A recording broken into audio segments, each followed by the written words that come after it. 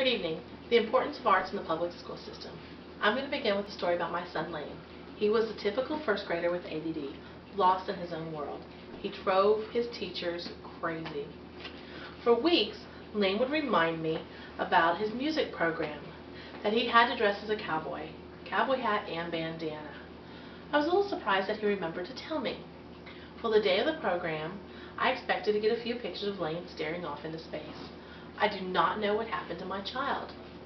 When the music began, away he goes, singing, dancing. He even had a speaking part. He had it word for word. A star was born. That year, his school got a new music teacher, Miss Patrick. Miss Patrick is awesome.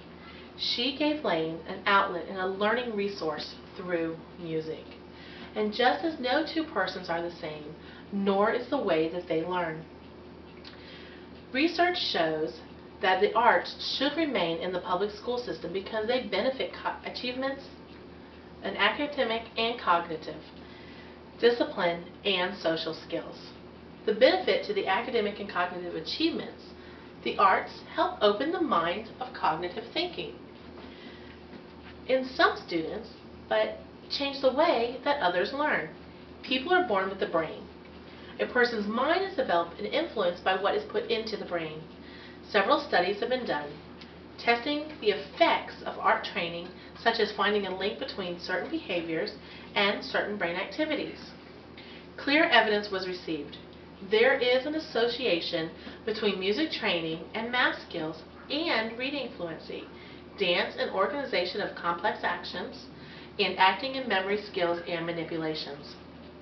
Tests were done between music-trained students and untrained students. The music-trained students outperformed the untrained students in every test. These results prove the correlation between music training and cognitive development. Knowing that the arts are so important to learning, some teachers are using the arts as a learning tool. They're not only being used as a developmental center, but they're incorporating them directly into their curriculum.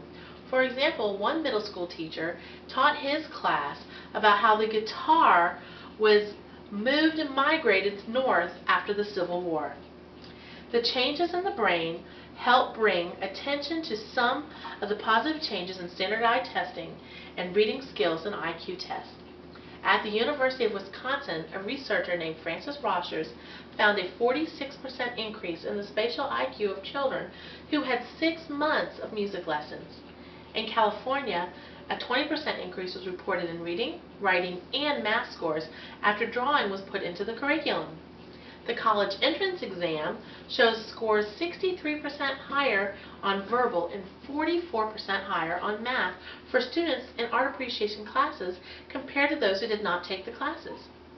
In 1993, reports show that on the Scholastic Aptitude Test, if students participated in the arts, they scored 31 to 50% more than students who did not.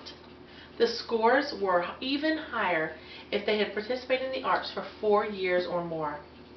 In only 20 weeks, a group of MAT scores increased 13% for a group of 250 students who were studying language arts through movement and dance. It is as simple as this. The art classes make for better test scores.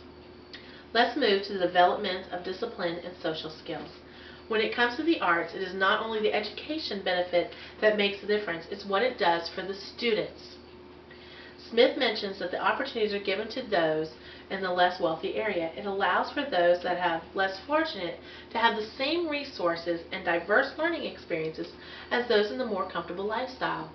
Imagine a blank canvas, no marks, no mistakes. No one is different from anybody else. It doesn't matter if the student is from the penthouse or on the other side of the tracks. The students make the canvas their own.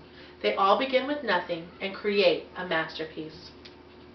The arts are implemented for the different attitudes and disciplines and social skills. A sense of pride and personal discipline are produced. Students tend to be more motivated, which is giving them a better attitude and a better focus. When students have better focus, they apply themselves, causing a better understanding. The better understanding causes for better test scores. All of this creates a student with focus and better social skills. In 1995, the Department of Education reported using arts process to teach academic subjects, resulting not only in improving understanding of the content, but it greatly improved the self-regulatory behavior. The students' respect carries over to their teachers, and a cycle begins. They love what they're doing, and they're doing what they love. The Director of Research and the Policies of the Center of Arts Education, Doug Israel, was quoted saying, "What's really a shame is that some of the kids who can benefit the most from the arts and physical education and those other subjects are the ones that are actually being stuck behind the desk for hours per day and not being provided any other outlet besides testing, testing, testing, and cram, cram, cram." Teachers believe that the cuts that are being made will only harm the education of our future. Many believe that the skills to the youth today learned through the arts are important for the jobs of tomorrow. In closing, I remind you, research shows that the arts should remain in the public schools because they benefit academic and cognitive achievements and discipline and social skills. Training in the arts causes changes in the brain that enhance other important aspects of cognition. These changes in the brain help bring attitudes into a positive result in standardized test scores, reading level, and IQ tests.